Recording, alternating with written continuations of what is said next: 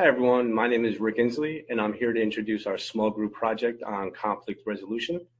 I created this project with my peers Maria, Clarissa, and Desiree. We'll be using two scenarios. Each scenario will involve its own intervention method. The first one being nonviolent communication and the second one being the common ground process. So let's get to the background of the first scenario. The first scenario will involve a husband and wife who are arguing at home continuously. The arguing is escalating and turning violent with a lot of name calling, screaming, and their daughter is witnessing all of this. Finally, the family has enough and they decide to reach out for help. So they call a social worker and set up an appointment for family therapy. The roles will be played by our group. Clarissa will be playing my wife. I'll be playing the husband. Desiree will be playing our daughter, and Maria will be playing the social. Conflict. Rick and Clarissa are arguing over financial stressors.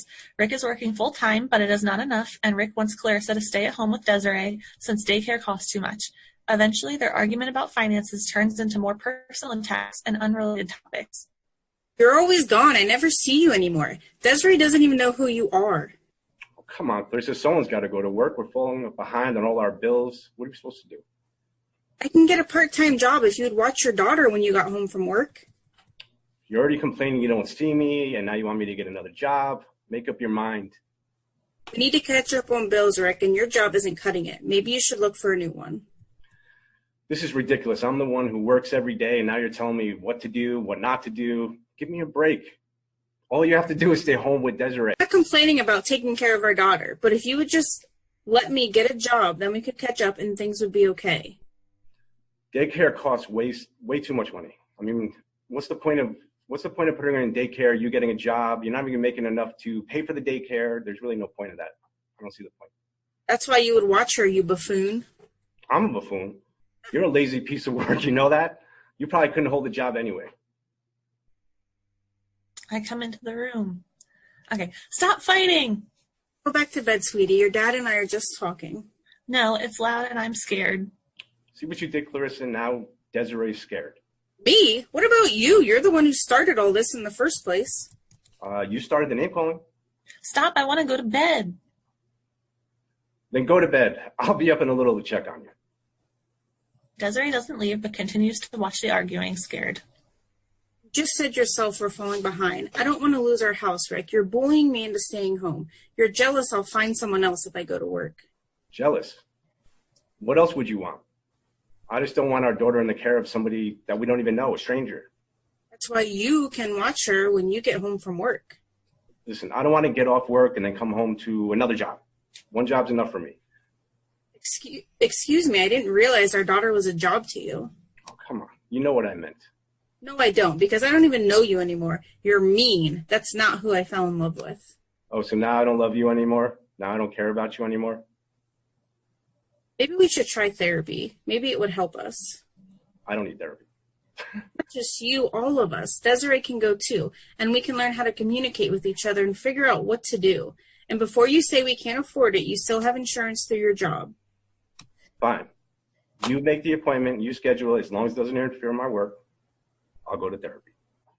Fine. Can we go to bed now? And we need to check Desiree and make sure she's asleep. I'm here, Mom. Told you to go to bed. You shouldn't be out here this late. I didn't want you to fight anymore. I was scared. Don't be scared, honey. We're going to get things worked out very soon. Do you say scared, Desiree? Come on. Only wimps get scared. Are you a wimp, Desiree? No. Rick! I'm just kidding. You can't even make jokes around this house anymore. Crazy. The family goes to bed. The next day, they go to family functional therapy with LCSW Maria at the LCSW office. Today we will try 3 different strategies of nonviolent communication. Hopefully, after a couple of sessions, you'll see a difference in your communication and family dynamic. So first, why don't each of you share some feelings on each other and go more into detail about the stupid fights that you're having. Rick works full-time, but it's not enough for all of our bills. I've offered to get a part-time job, but he won't let me. He wants me to stay home with Desiree so he doesn't have to watch her. That's not true. I love our daughter. But when I get off work, I don't want to have to come home to another job. You keep getting mad at me for working overtime, but now we need money. I don't know what you want. And Desiree, how do you feel when you see your parents arguing like that? I feel scared and I wonder if they love each other anymore, or maybe it's my fault. It's not your fault, sweetie. Okay, well, first we are going to work on practicing feeling peace. All of you can do this, and it will help you to center yourselves and collect your thoughts. So I want you all to sit quietly. I want you to notice your breathing. Breathe normally and smoothly. Then start to notice your body.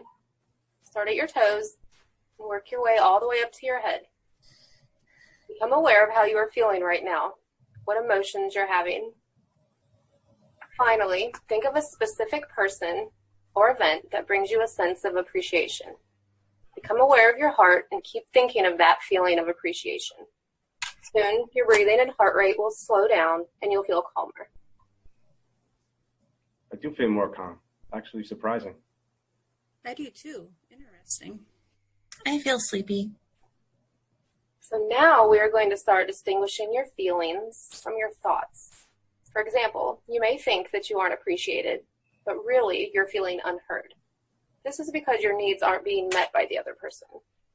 Well, I do feel underappreciated. I mean, I work hard all day and then I come home and kind of argue about Clarissa's sharing about how much I'm not doing, what I'm not enough in, and I do feel underappreciated. It's not enough, but you won't let me help. Okay, so I need you each to talk one at a time. Also, I want you to practice using I statements.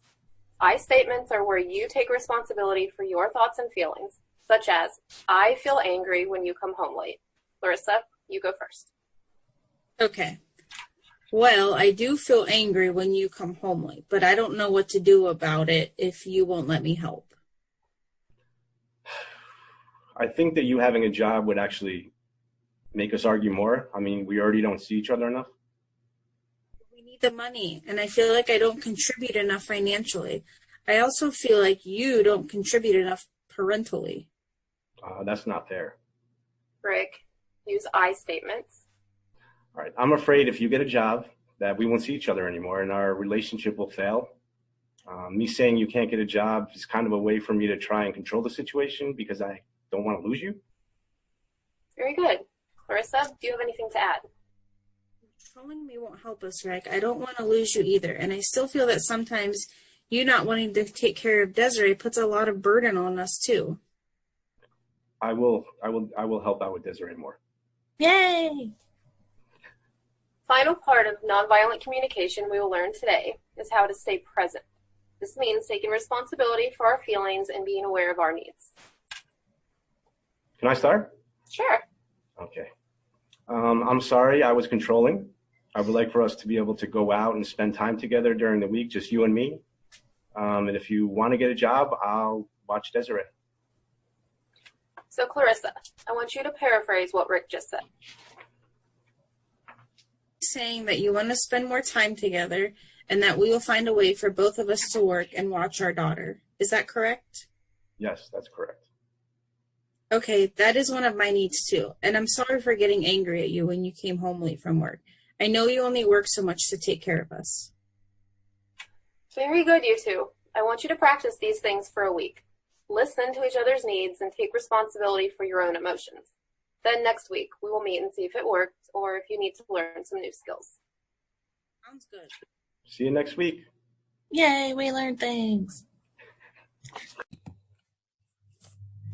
Hello, I'm Clarissa, and I'm going to be introducing the second scenario. Our second scenario will be similar to the first one in that it involves a couple in an abusive relationship with trust issues.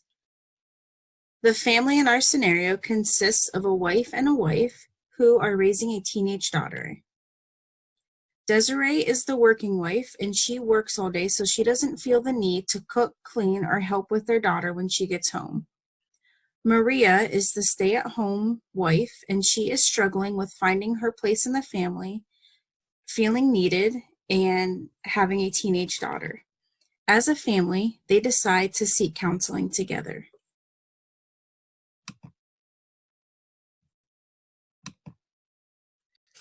The roles in this scenario consist of Desiree, who is the working wife, Maria, who is the stay-at-home wife, Clarissa is the teenage child, and Rick will be playing the social worker.